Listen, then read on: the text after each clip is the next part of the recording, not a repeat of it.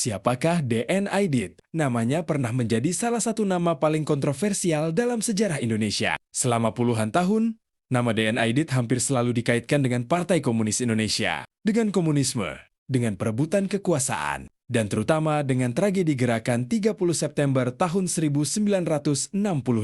Namun sebelum menjadi pemimpin Partai Komunis terbesar dalam sejarah Indonesia, D.N. Aidit hanyalah seorang anak laki-laki yang tumbuh di sebuah keluarga muslim yang cukup terpandang di Belitung. Ia dikenal sebagai anak yang rajin beribadah.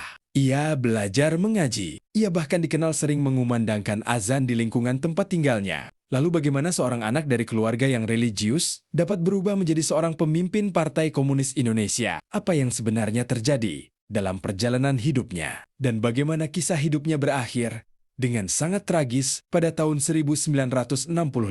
Inilah kisah lengkap Dipa Nusantara. Aidit, dari masa kecilnya, masa remajanya, pendidikan dan keluarganya, awal mula keterlibatannya dalam pergerakan politik, perjalanan panjangnya bersama Partai Komunis Indonesia, hingga hari-hari terakhir kehidupannya. Dipa Nusantara Aidit lahir pada tanggal 30 Juli tahun 1923 di Tanjung Pandan, Belitung. Ketika lahir, namanya bukan Dipa Nusantara Aidit. Nama yang diberikan keluarganya adalah Ahmad Aidit. Ia merupakan anak pertama dari pasangan Abdullah Aidit dan Mailan. Keluarga Aidit bukan keluarga biasa di Belitung. Mereka merupakan keluarga pendatang yang memiliki kedudukan cukup terpandang di masyarakat. Leluhur keluarga Aidit disebut berasal dari wilayah Sumatera Barat dan kemudian menetap di Belitung. Dari garis ayah, kakek Ahmad bernama Haji Ismail. Haji Ismail dikenal sebagai seorang pengusaha yang bergerak di bidang perikanan dan disebut sebagai orang yang cukup berada. Sementara dari garis ibunya, keluarga Mailan juga mempunyai kedudukan sosial yang tinggi. Ayah Mailan bernama Ki Agus Haji Abdul Rahman. Ia dikenal sebagai seorang haji dan tuan tanah. Dengan demikian, sejak lahir Ahmad Aidit sebenarnya tumbuh dalam lingkungan keluarga yang cukup terpandang. Namun hal yang paling menarik dari masa kecilnya adalah pendidikan agama yang diterimanya. Ayahnya,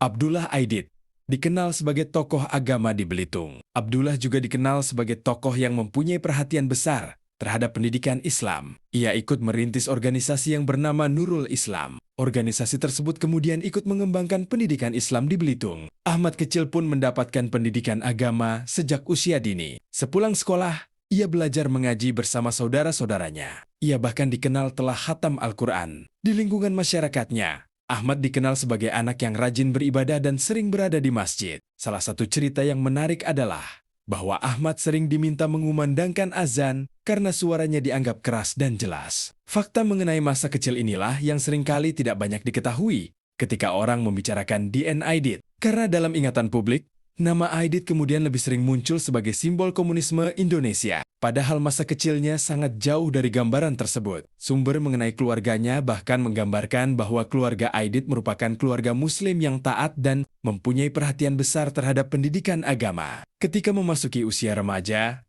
kehidupan Ahmad mulai berubah. Pada awal tahun 1936, ayahnya mengirim Ahmad ke Jakarta. Tujuannya adalah agar ia mendapatkan pendidikan yang lebih baik. Di Jakarta, ia bersekolah di Midi Stand Handel School. Selama beberapa tahun, ia tinggal bersama kerabat ayahnya di kawasan Cempaka Putih. Kemudian ia pindah ke kawasan Senen dan tinggal bersama saudaranya, Murad. Kehidupan Jakarta mempertemukannya dengan dunia yang sangat berbeda. Dari Belitung, Jakarta pada masa itu merupakan tempat bertemunya berbagai gagasan politik. Gerakan nasionalisme Indonesia sedang berkembang. Perjuangan melawan kolonialisme semakin kuat. Anak-anak muda mulai membicarakan masa depan Indonesia. Dan Ahmad Aidit mulai masuk ke lingkungan pergerakan pemuda. Pada masa inilah, ia mulai menggunakan nama Dipa Nusantara Aidit. Nama Dipa Nusantara kemudian disingkat menjadi D.N. Aidit. Pergantian nama ini bukan sekadar perubahan administratif. Nama baru tersebut kemudian menjadi nama yang dikenal oleh sejarah Indonesia. Di Jakarta, Aidit semakin banyak berkenalan dengan tokoh dan kelompok pergerakan. Ia mendirikan perpustakaan bernama Antara di kawasan Senen pada sekitar tahun 1940.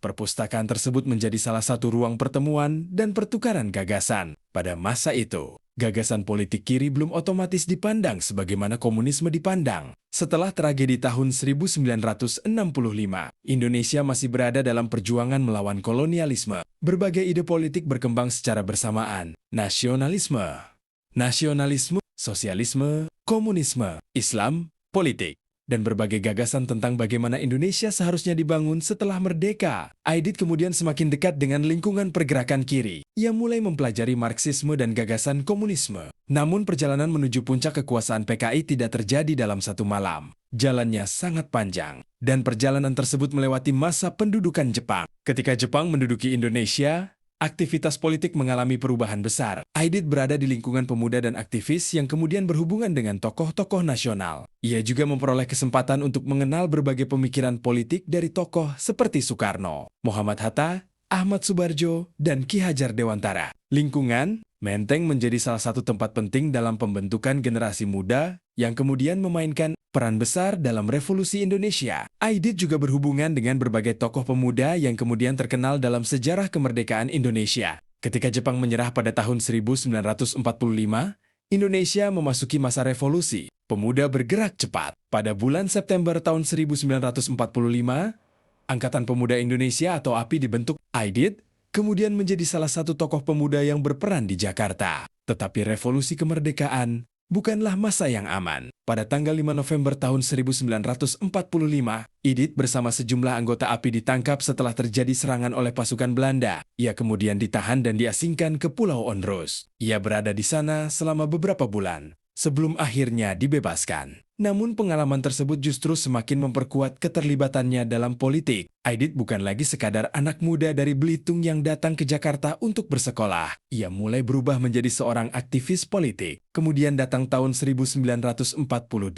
Tahun ini menjadi salah satu titik paling menentukan dalam perjalanan hidup Aidit. Aidit semakin dekat dengan Partai Komunis Indonesia. Pada tahun yang sama, ia bersama Lukman dan Enjoto mendapatkan tugas menerjemahkan manifesto komunis ke dalam bahasa Indonesia. Kemudian mereka masuk ke jajaran pimpinan PKI. Aidit bertanggung jawab dalam bidang perburuhan. Namun tahun 1948 juga merupakan tahun ketika Indonesia mengalami salah satu konflik politik paling serius setelah kemerdekaan, terjadi peristiwa Madiun. Pemerintah Republik Indonesia menghadapi gerakan yang dikaitkan dengan PKI. Konflik tersebut berakhir dengan kekalahan pihak PKI. Sejumlah tokoh PKI ditangkap atau tewas, Aidit sendiri berhasil menyelamatkan diri. Setelah peristiwa Madiun, masa depan PKI terlihat sangat gelap. Banyak orang mungkin mengira bahwa partai tersebut sudah berakhir. Tetapi justru dari kehancuran itulah muncul generasi baru yang kemudian membangun kembali PKI. Aidit menjadi salah satu tokoh utama generasi tersebut. Pada awal tahun 1951, Aidit bersama Enjoto, Lukman dan Sudisman mulai mengambil alih kepemimpinan partai. Mereka berusaha membangun kembali organisasi yang hancur setelah Madiun. Strateginya berbeda dengan masa sebelumnya. PKI mulai melakukan reorganisasi. Mereka memperluas basis massa. Mereka masuk ke berbagai organisasi buruh dan tani. Mereka membangun organisasi pemuda. Mereka membangun organisasi perempuan. Dan mereka berusaha menarik masyarakat miskin serta kelompok pekerja ke dalam gerakan politik mereka. Aidit ternyata memiliki kemampuan organisasi yang sangat kuat. Ia bukan hanya seorang ideolog. Ia adalah seorang organisator. Ia memahami bagaimana membangun jaringan politik, bagaimana mengumpulkan massa, bagaimana menggunakan organisasi massa, dan bagaimana menjadikan sebuah partai politik sebagai kekuatan nasional. Hasilnya mulai terlihat pada pemilu tahun 1955. Pemilu pertama dalam sejarah Indonesia itu menjadi salah satu tonggak terbesar bagi PKI. PKI berhasil menjadi salah satu dari 4 partai dengan suara terbesar. Partai tersebut memperoleh sekitar 3,5 juta suara dalam pemilihan umum bagi PKI. Hasil tersebut merupakan kebangkitan luar biasa setelah kehancuran pada tahun 1948. Dan bagi Aidit, itu adalah awal dari puncak kekuasaannya. Pada dekade 1960-an, PKI berkembang menjadi salah satu partai komunis terbesar di dunia. PKI mengklaim memiliki jutaan anggota dan simpatisan. Organisasi-organisasi yang berafiliasi dengannya juga mempunyai basis massa yang sangat besar. Aidit kemudian menjadi salah satu tokoh politik paling kuat di Indonesia. Ia berada dekat dengan Presiden Soekarno. Hubungan antara Soekarno dan PKI berkembang dalam konteks politik demokrasi terpimpin. Soekarno memperkenalkan gagasan Nasakom. Nasakom merupakan singkatan dari nasionalisme, agama, dan komunisme. Konsep ini berusaha menggabungkan 3 kekuatan politik besar yang dianggap memiliki pengaruh terhadap masyarakat Indonesia: nasionalis, kelompok agama, dan komunis. Dalam konfigurasi politik tersebut, posisi Aidit semakin kuat. Ia juga memperoleh jabatan politik negara. Pada awal dekade 60-an, Aidit pernah menjadi wakil ketua Majelis Permusyawaratan Rakyat, sementara ia kemudian terlibat dalam pemerintahan pada masa Kabinet Kerja dan Kabinet Dwi Kora.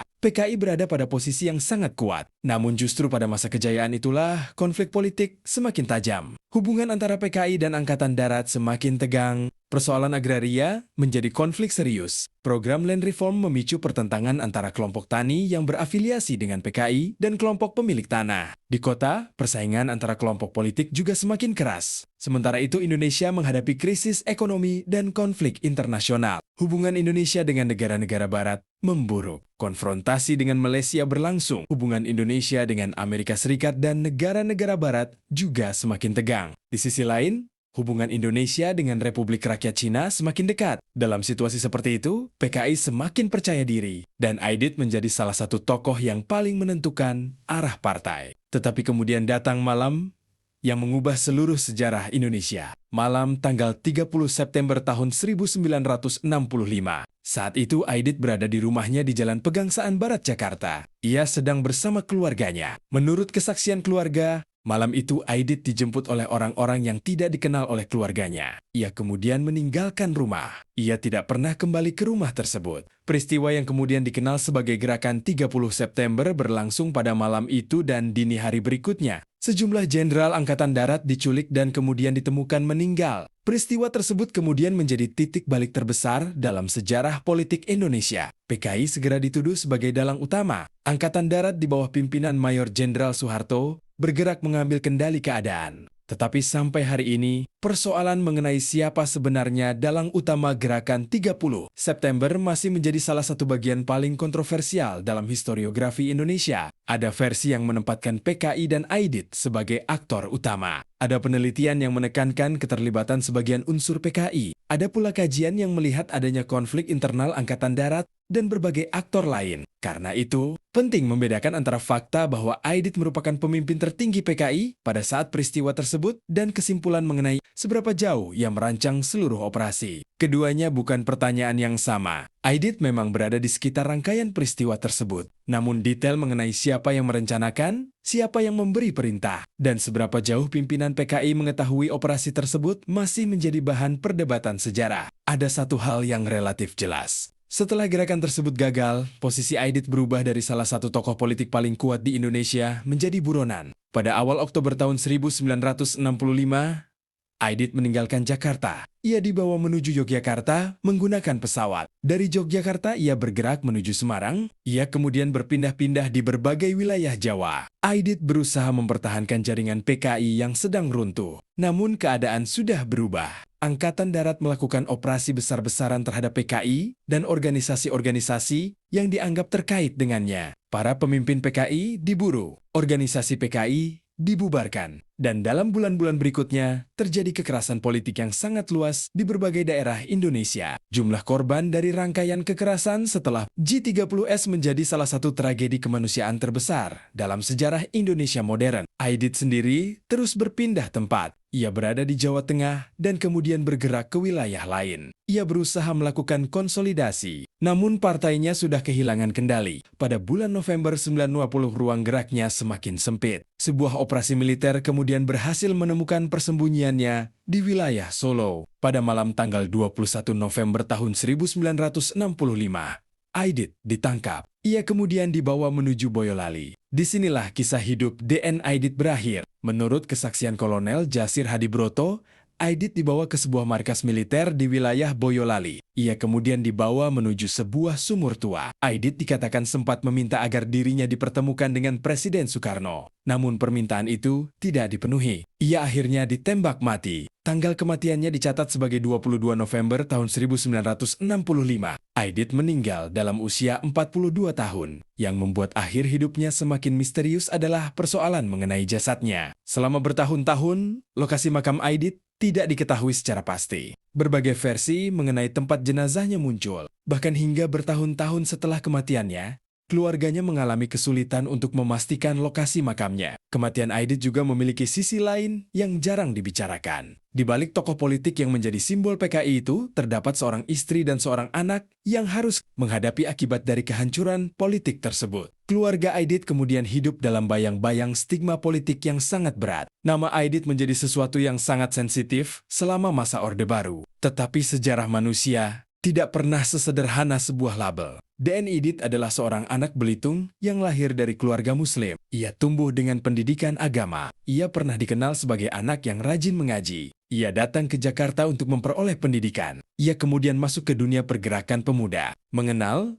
Marxisme, bergabung dengan gerakan komunis, mengalami kekalahan politik pada tahun 1948, bangkit kembali, membangun PKI, membawa partai tersebut menjadi salah satu kekuatan politik terbesar di Indonesia, dan akhirnya kehilangan semuanya dalam sebuah tragedi nasional. Inilah paradoks terbesar dalam kehidupan DN Aidit. Ia memulai hidupnya dari keluarga yang religius. Ia tumbuh menjadi aktivis nasionalis dan revolusioner. Kemudian ia menjadi pemimpin Partai Komunis. Dan pada akhirnya ia mati sebagai buronan politik dalam salah satu periode paling berdarah dalam sejarah Indonesia. Apakah Aidit sepenuhnya bertanggung jawab atas gerakan 30 September? Pertanyaan itu tidak bisa dijawab hanya dengan propaganda. Tidak cukup pula hanya dengan tuduhan. Sejarah membutuhkan dokumen, kesaksian, konteks, politik, dan perbandingan berbagai sumber. Yang pasti, Aidit adalah pemimpin tertinggi PKI ketika tragedi itu terjadi. Yang juga pasti,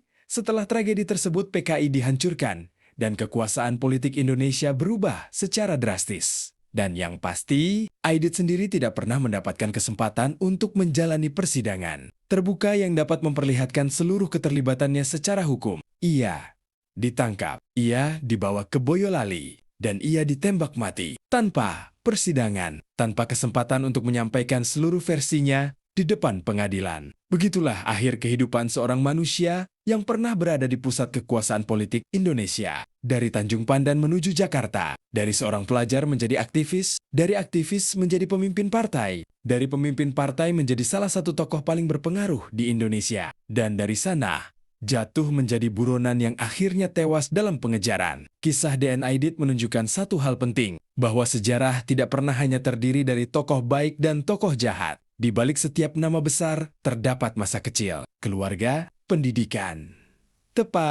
pendidikan, ambisi, ideologi, pilihan, politik, kesalahan, konflik, dan konsekuensi. Dan mungkin justru karena itulah kisah DN Aidit masih terus dipelajari sampai sekarang. Bukan untuk menghidupkan kembali ideologi yang telah dilarang. Bukan pula untuk membenarkan kekerasan politik. Tetapi untuk memahami bagaimana seorang manusia dapat bergerak dari lingkungan keluarga yang religius menuju pusat gerakan komunisme Indonesia. Bagaimana sebuah partai yang pernah menjadi salah satu kekuatan politik terbesar dapat runtuh hanya dalam hitungan bulan. Dan bagaimana sebuah bangsa dapat berubah arah setelah sebuah tragedi politik. DN Aidit meninggal pada usia 42 tahun. Tetapi namanya tidak pernah benar-benar meninggal dari perdebatan sejarah Indonesia. Karena selama orang masih bertanya, siapa sebenarnya DN Aidit? Bagaimana ia menjadi pemimpin PKI? Apa perannya dalam gerakan 30 September? Dan mengapa ia akhirnya mati tanpa pengadilan? Kisah tentang DN Aidit akan terus menjadi bagian dari sejarah Indonesia. Dan sejarah bukan hanya tentang mengingat siapa yang menang. Sejarah juga tentang berani melihat kembali masa lalu, membandingkan sumber, memeriksa fakta, dan memahami bahwa di balik setiap tragedi nasional terdapat manusia-manusia nyata yang pernah hidup, mencintai keluarganya, memiliki cita-cita, membuat pilihan, dan pada akhirnya harus menghadapi konsekuensi dari pilihan tersebut.